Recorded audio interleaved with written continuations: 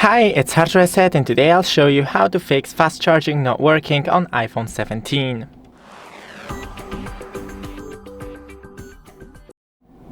So first, check your cable and the charger for damage and compatibility. Then flip your phone and right on the bottom is the charging port. Clean it with a non-metallic tool, so like a Q-tips, wooden sticks or compressed air will do. You can test with another fast charger or outlet if your charging port isn't broken.